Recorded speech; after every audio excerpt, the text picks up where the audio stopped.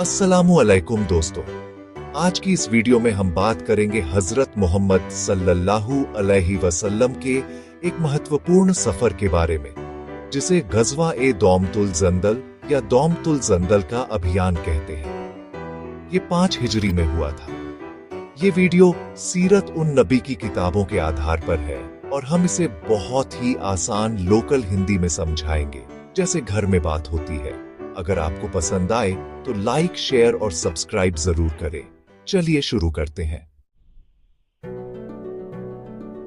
बद्र की जंग से जब पैगंबर साहब सल्लल्लाहु अलैहि वसल्लम वापस आए तो पूरे इलाके में अमन और सुकून फैल गया।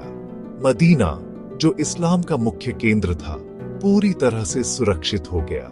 अब पैगंबर साहब ने सोचा कि अरब के दूर दूर के इलाकों में भी जाकर उन दुश्मनों को काबू करना चाहिए जो मुसलमानों के लिए मुसीबत पैदा कर रहे थे, ताकि दोस्त और दुश्मन दोनों ही इस्लाम को मान लें और अमन कायम हो जाए।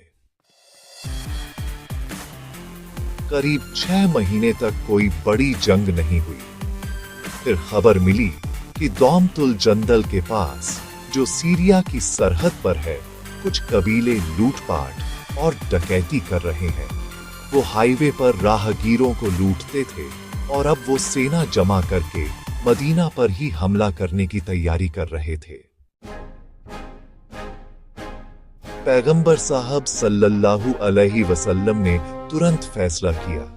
उन्होंने सिबा बिन अरफ्ता अल गिफारी को मदीना का इंचार्ज बनाया और खुद 1000 मुसलमानों की फौज लेकर रब्बियुल अव्वल 5 हिजरी के आखिर में निकल पड़े।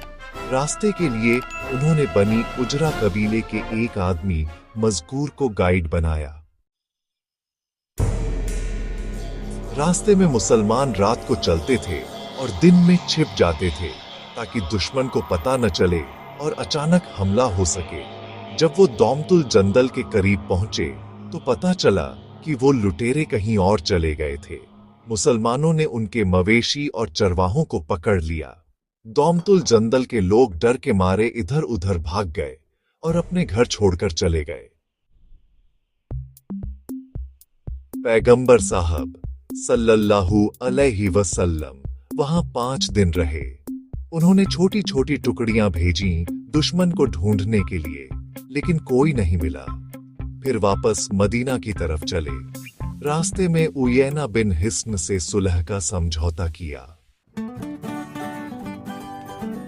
दौमतुल जंदल मदीना से करीब 15 दिन की पैदल दूरी पर है और दमिश्क से 5 दिन की।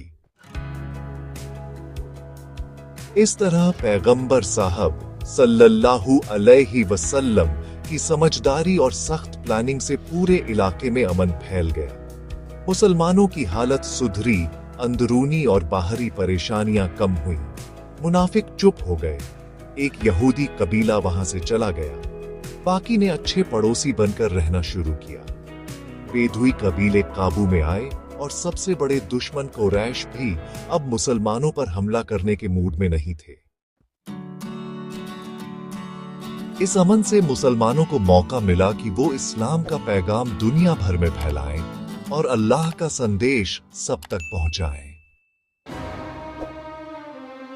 दोस्तों, ये थी गज़वा ए दौमतुल जंदल की पूरी कहानी आसान हिंदी में। उम्मीद है आपको पसंद आई होगी। अल्लाह हमें भी उनके तरीके पर चलने की तौफीक दे। अगर वीडियो अच्छी लगी तो लाइक करें, कमेंट में अपनी राय बताएं, चैनल को सब्सक्राइब करें और बेल आइकन दबाएं ताकि नई वीडियो की नोटिफिकेशन मिले। जज़ाकल्लाहु खैरन, वस्सलामु अलैकुम व रहमतुल्लाहि व बरकातुहू। अलविदा।